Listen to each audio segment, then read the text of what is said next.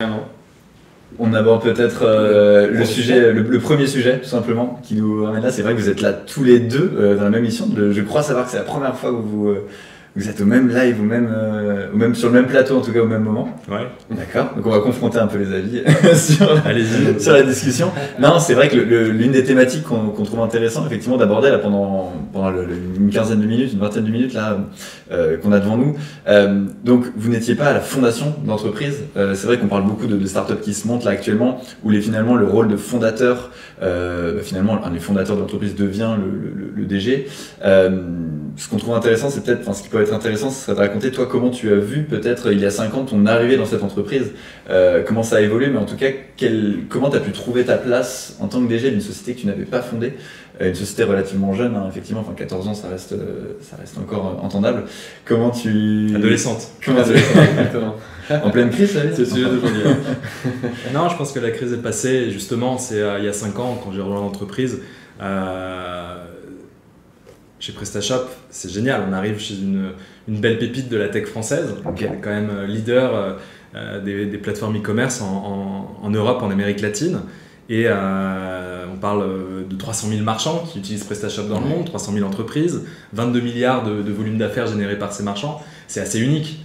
Et donc une grande excitation de rejoindre l'équipe pour pouvoir parler le matin avec des gens en Iran, au déjeuner avec des marchands ou des agences en France, et puis le soir avec toutes les belles big tech californiennes. Donc ça, c'est une réalité déjà depuis plusieurs années. Et puis on a construit aussi une nouvelle réalité, transformer la boîte depuis 3 ans. Et ça aussi, je vous l'ai dit, hein, c'est une source de fierté, mais c'est pas la mienne, c'est la fierté de l'entreprise et des équipes qui ont mené ça.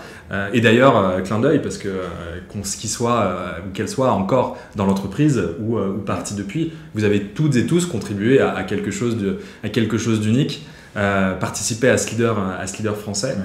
Et donc ce qui a changé depuis 3 ans principalement, c'est qu'on a travaillé avec les équipes à finalement construire une vision qui est de devenir la plateforme commerce de référence pour la croissance des entreprises dans le monde. Ça nous engage à passer de notre rôle de pionnier du e-commerce à un rôle de pionnier de l'omnicanal pour des PME et des ETI. Ça veut dire aussi qu'on transforme notre business model pour nous assurer qu'on est le moteur de croissance des entreprises qui nous utilisent. Donc comment on s'assure qu'on va pouvoir finalement les accompagner dans leur croissance tout au long de leur vie. Ça veut dire aussi des nouveaux business models et des nouveaux produits, ou en tout cas des produits qui vont pouvoir porter ça également. Et puis enfin, l'enjeu, c'est aussi de découvrir nos marchands. Ça peut être assez paradoxal, mais en tant qu'entreprise un peu open source, parfois on a oublié que la donnée était importante pour apporter de la valeur à nos utilisateurs, et ça aussi c'est un changement qu'on est en train de mener, et de pouvoir mieux engager avec ces entreprises, mieux les accompagner et en faire un vrai levier pour le développement de nos produits, pour leur proposer nos offres, et puis aussi en fait se rendre compte de cette manière qu'on est autant utilisé par effectivement des entreprises qui démarrent, qui se lancent et qui vont grossir avec PrestaShop. Je pense que tout le monde connaît le slip français, mais tout le monde connaît aussi Magimix, Decathlon, la Belle Illoise, Pylone, qui sont des marques qui vont se digitaliser, des réseaux de magasins qui ouvrent des boutiques en ligne, jusqu'à Carrefour aussi qui ouvre sa boutique non alimentaire. Et ça c'est aussi assez incroyable.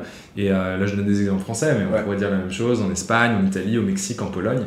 Et ça aussi, cette accélération sur ces marchands qui vont avoir des problématiques plus complexes, plus avancées, parce que des tailles hors ligne qui est préexistante, parce que des besoins de personnalisation assez forts, d'intégration d'outils aussi type ERP, logiciel de caisse, qui vont être importantes. Et là, ce qui est génial, c'est qu'on va aussi pouvoir travailler, je dirais, les forces de l'open source, cette flexibilité, le fait de permettre aux marchands d'être propriétaires de leur boutique, de garder la main sur leurs données. C'est autant d'avantages qui font de PrestaShop un acteur unique désormais sur le marché, puisqu'on peut admettre aujourd'hui qu'on est la grande plateforme open source dans le monde en fait, et la seule avec à cette échelle. Ok, et du coup sur cette vision-là, merci, du coup ça fait une belle présentation en plus pour tous ceux, je pense qu'ils ne savaient peut-être pas exactement tout ce que faisait PrestaShop, c'est assez intéressant. Toi tu arrives donc dans cet environnement-là, dans cette entreprise-là, j'imagine que la vision était peut-être un petit peu différente il y a quelques années. Comment tu es arrivé à te positionner finalement? Quels conseils tu pourrais éventuellement donner à des gens qui se retrouveraient peut-être dans cette même situation? Comment tu as pu donner une vision, l'incarner peut-être un petit peu comme ce qu'on attend par exemple d'un directeur général? Et est-ce que c'est d'ailleurs toi ta définition de ton job actuellement? Garder cette vision, la transmettre aux équipes et incarner finalement tout ce que tu viens de nous dire sur ce qu'est PrestaShop actuellement. Ah ouais, c'est mon job, ton job. À plein temps. D'ailleurs, c'est ce que je fais maintenant. Mais je sais pas si j'ai vraiment des conseils à donner parce que c'est aussi un chemin que l'on a construit avec des réussites et puis des échecs aussi. Hein. Ouais. Il a fallu prendre le temps et peut-être qu'on l'a pas appris assez et qu'on a voulu aller vite ou être en mode monsieur ou madame plus selon les personnes sur certains sujets. En tout cas, ce qui est certain, c'est que c'est le fruit évidemment d'une analyse des tendances, mais surtout de l'écoute en fait. Okay. Et c'est en ça que mon métier d'avant chez PrestaShop était intéressant, c'est que j'étais en contact direct avec l'écosystème et la communauté. Oui, les marchands, mais aussi les experts, les agences qui travaillent avec ces entreprises, nos partenaires techno aussi, qui sont à la pointe en fait des innovations qui vont pouvoir apporter sur tel ou tel sujet pour les entreprises. Et donc l'écoute à la fois de cet écosystème et puis l'écoute des équipes pour savoir vers où on a envie d'aller en fait. Et il était certain qu'on avait tous envie de garder notre ADN open source, de le travailler, d'aller plus loin dans ce sens. Donc c'est des choses qu'on a travaillé notamment avec Pierre-Olivier là, sur l'année passée. Et puis après il y a aussi ce rencontre de l'évolution du commerce aujourd'hui. Et le sujet, c'est plus de parler d'e-commerce d'un côté ou de commerce hors ligne de l'autre, c'est de parler de commerce tout simplement. Les entreprises qui utilisent PrestaShop, aujourd'hui, elles font du commerce, elles vendent, et qu'elles vendent en ligne ou en magasin, l'enjeu, c'est de pouvoir leur apporter petit à petit la possibilité d'intégrer en fait tous ces canaux. Et ça, c'est autant d'écoute des entreprises que de notre comportement consommateur aussi. Ok. Moi, j'avais une question justement sur toi, Pierre-Olivier. Parce que justement, en tant que CPO, quand tu arrives dans une boîte, tu as déjà une vision. En tout cas, il y a une vision qui existe de l'entreprise, du produit que tu vas créer. Comment est-ce que tu as fait pour t'introduire dans cette vision? Est-ce que tu as décidé de pas tout casser, mais de révolutionner, vraiment mettre une patte très forte dès le début?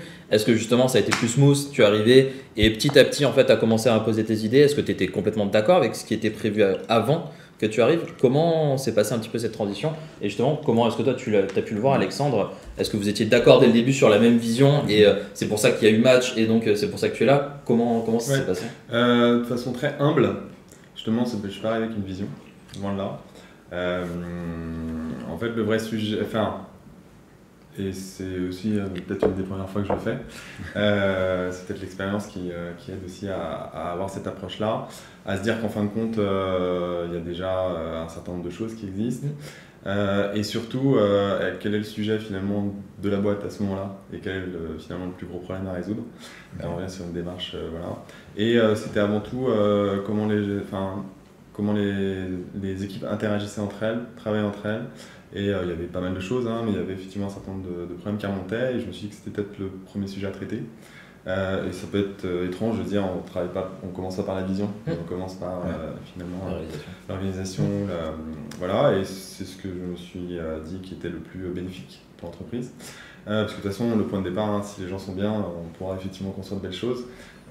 Plus les gens seront bien et plus on pourra construire de belles choses, donc avant tout s'attaquer à ça. Sachant que, comme le dit Alexandre, il y avait déjà un track qui était lancé avec une vision de l'entreprise, pas forcément une vision du produit, c'est ça qui est intéressant. Et donc, quelques mois après, je me suis toujours bien, ça dépend des sujets, mais d'avoir un certain temps de recul, j'ai pu animer un certain nombre ça a peut-être duré 1 à 2 mois, d'ateliers d'intelligence collective. Voilà.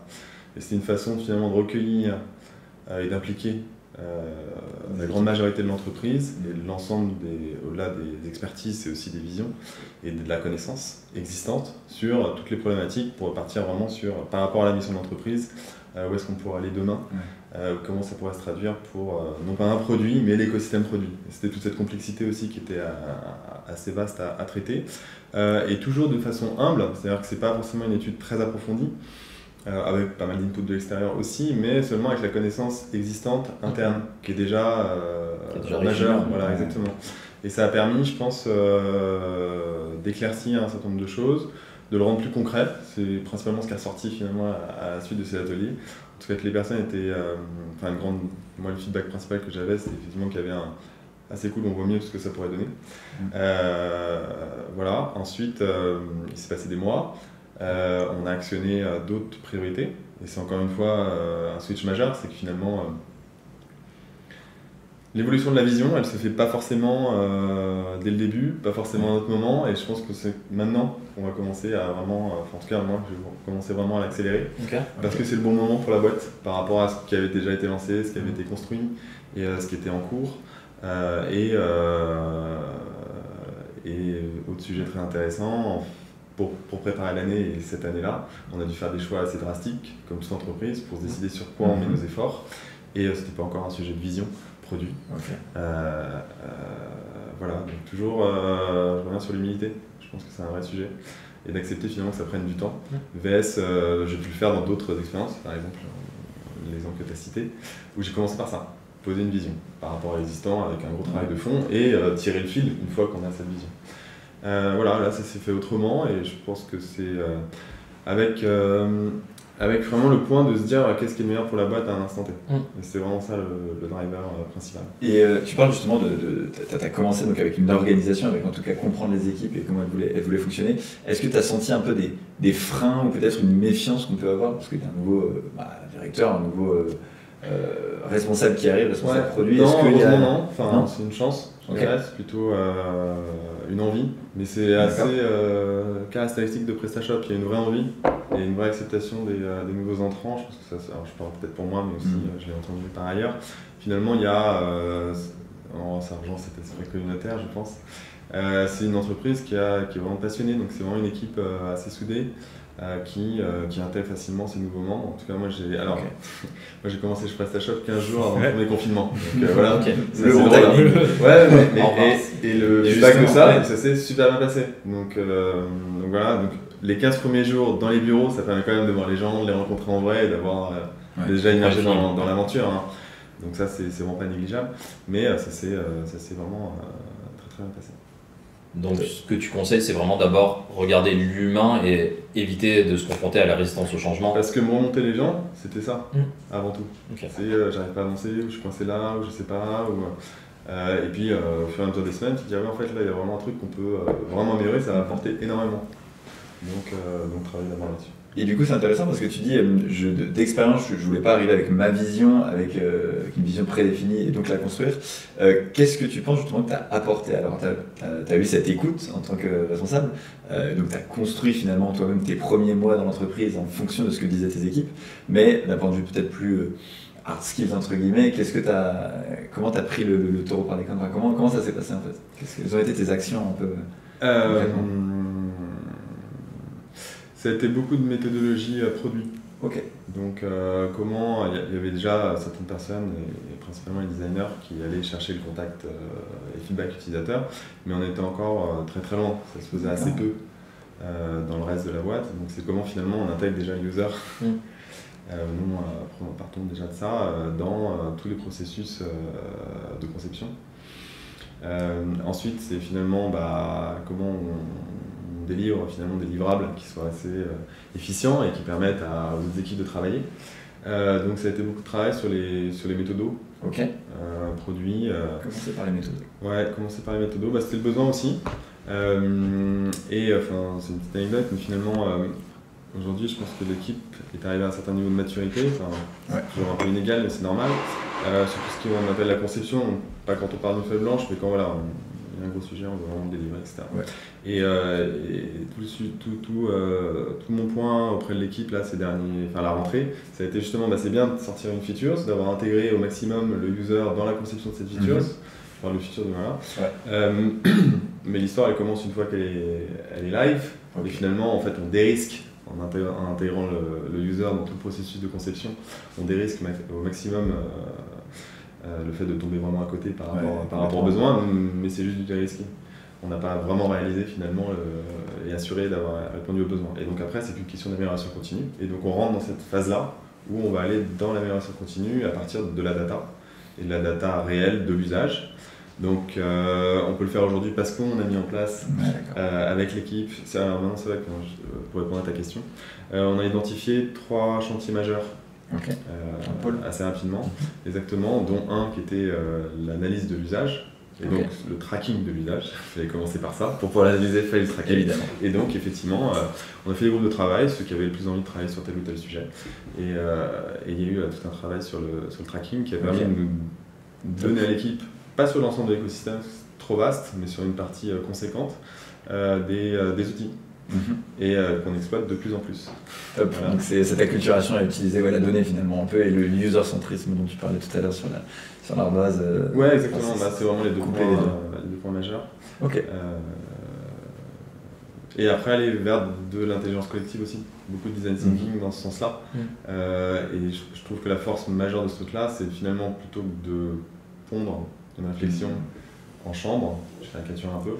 Et ensuite, après, il va falloir essayer de convaincre et faire le long chemin. Donc déjà, il y a un temps dingue arriver à ce niveau d'avoir construit la réflexion. Et après, ça nécessite énormément de temps pour convaincre.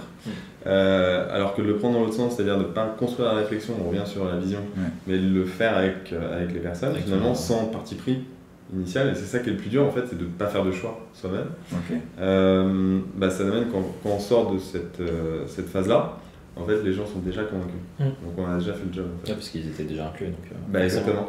Et donc c'est là où ça devient juste magique. C'est super intéressant.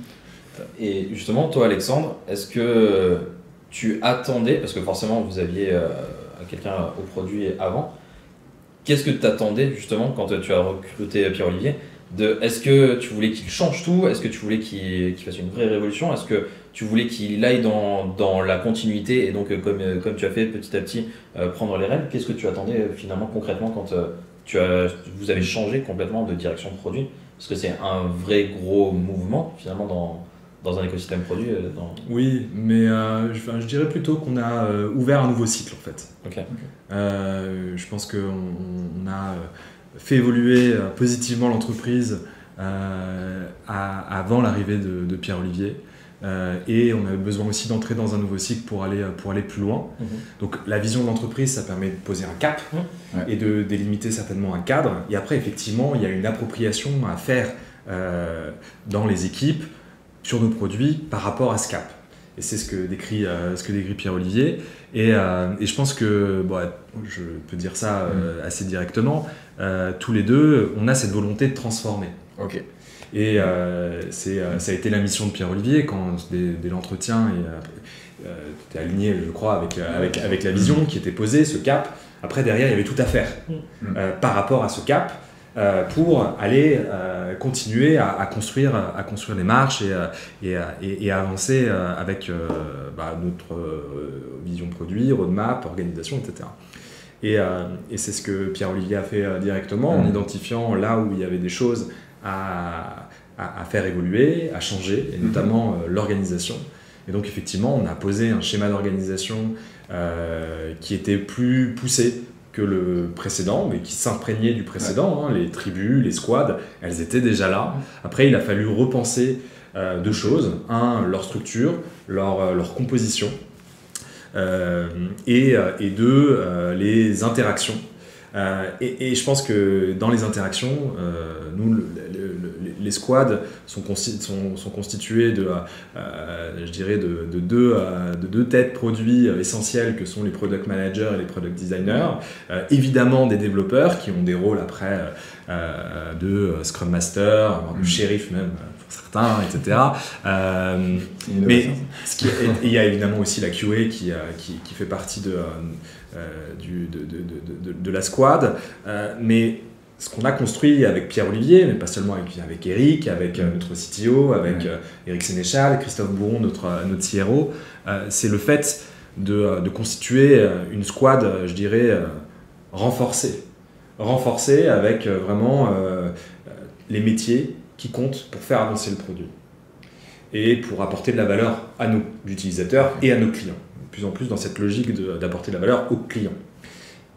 Et donc c'est évidemment les équipes produits, les équipes tech, mais aussi les équipes revenus. Et ça a été une avancée majeure aussi qu'on a lancée l'année dernière et qui nous permet... Pierre-Olivier a parlé d'adhésion. Il y a une adhésion évidemment pour emmener tes équipes, pour emmener nos équipes. Et là, il y a un vrai sujet aussi de désiloter, de faire travailler les gens ensemble. C'est pas forcément facile, mais c'est aussi une réalité pour que chacun puisse atteindre aussi ses objectifs et viser droit, là où avant, il y avait potentiellement des cultures un peu de cohabitation et pas forcément de collaboration. C'est intéressant parce que tu parles effectivement d'adhésion. Finalement, l'adhésion des équipes, je pense que c'est quelque chose des choses les plus difficiles parfois à avoir quand on prend un poste, j'imagine, de direction. Pour revenir, c'est vrai, sur ce thème de la thématique un peu qu'on a choisi aujourd'hui, à savoir la différence entre CPO, CEO d'une boîte qu'on n'a pas fondée. Tu disais que tu avais commencé dans le produit dans une société que tu avais toi-même fondée. Ouais. Est-ce qu'il y a des choses que tu faisais avant? On parlait de vision, d'adhésion des équipes. Normalement, on l'a directement quand on a fondé l'entreprise. Naturellement, on a ce petit plus de magique, entre guillemets, d'avoir fondé l'entreprise. Est-ce que c'est quelque chose qui te manque, voilà, quelles sont pour toi vraiment les différences majeures d'une entreprise comme celle que tu avais fondée? Alors le nom m'échappe maintenant, mais entre celle que tu avais fondée le bénéfice de ne pas travailler sur son produit, c'est qu'il y a moins de... Enfin, on parlait de passion tout à l'heure, donc je vais dire l'inverse, mais du coup il y a moins ce côté très passionnel et relatif au produit, on va être plus mesuré et plus alerte aux réels besoins de ses utilisateurs. C'est un des trous dans lequel je suis tombé en créant une startup, et je pense que je ne suis pas le seul, c'est que finalement on le construit pour soi et pas pour ses utilisateurs. Et c'est après qu'on se rend compte que c'est pas du tout ce qu'attendaient les utilisateurs, ou en tout cas pas complètement. Donc il y a vraiment ce décalage assez fort entre eux, et je pense que l'humilité, ça me marque vraiment ça, on revient là-dessus. Finalement, quand on fonde son propre produit, on va avoir un affect qui est très très fort et qui potentiellement va nous faire ne pas voir un certain nombre de choses parce qu'on a des convictions qui peuvent être très fortes. Et donc en enlevant finalement cette problématique-là de conviction, un certain nombre bien entendu, ça permet de se focaliser sur ce que les gens font vraiment et ce que les gens font vraiment. Et arriver à cette neutralité en fait qu'impose le produit en disant c'est mon bébé mais je vais le laisser de côté parce qu'il me sert. Alors après il faut avoir des convictions et la vision c'est aussi ça, c'est qu'à un moment les directions, il y a un grand nombre de chemins qui s'ouvrent à nous, donc il faut aussi en choisir un chemin. Par contre le détailler, c'est là où ça devient effectivement plus mesuré. On a juste une petite question du chat. ADB, L95, qui vous demande comment sait-on qu'une entreprise n'a pas fixé le bon cap, selon vous? Quand ses utilisateurs la quittent, tout simplement, dans le temps. Réponse claire. C'est finalement dans le temps, on peut pas le voir à un instant. Il peut y avoir des erreurs, des moments ou des faits extérieurs qui vont faire qu'il va y avoir une perte sèche à un moment. Mais si c'est très récurrent et que ça ou que les utilisateurs... Je vais parler des power users, surtout les power users finalement. Pas forcément les utilisateurs de longue date, parce qu'après la direction de l'entreprise peut changer et peut ne plus être adaptée à ses utilisateurs de départ, donc ça c'est pas forcément un problème. Mais moyen d'adhésion à ce que vous faites. Ses utilisateurs ou ses clients cibles. Parce qu'une entreprise peut fixer un nouveau cap avec une nouvelle cible. Donc personnel, de toute façon. Complètement. Et d'ailleurs, c'est aussi ce qu'on est en train de faire avec volonté d'offrir et d'accompagner des marchands, des entreprises qui ont une ambition forte de vouloir accélérer leur e-commerce ou qui ont déjà le potentiel de faire un e-commerce conséquent. Après, pour moi, il y a évidemment les utilisateurs, les clients, c'est pour eux qu'on travaille, mais on ne travaille pas seul. Et il y a aussi les équipes. Et je pense qu'il y a plein d'indicateurs, il y a d'abord ce qu'on ressent dans l'entreprise. Et évidemment, les employés, les équipes, c'est aussi important. Il y a les deux en fait. Okay. Évidemment, il y a d'autres parties prenantes, mais c'est les deux principales. Et du coup, avoir une vraie culture agile finalement, c'est toujours ravir ses employés et les utilisateurs qui sont, nos utilisateurs cibles en fait finalement. C'est ça. On travaille pour les autres. C'est quelle belle conclusion. Belle vision pour salut le Prestacrew. D'ailleurs, Samuel Boucher qui nous passe le petit bonjour. On le salue. On le salue, Sam. Belle personne.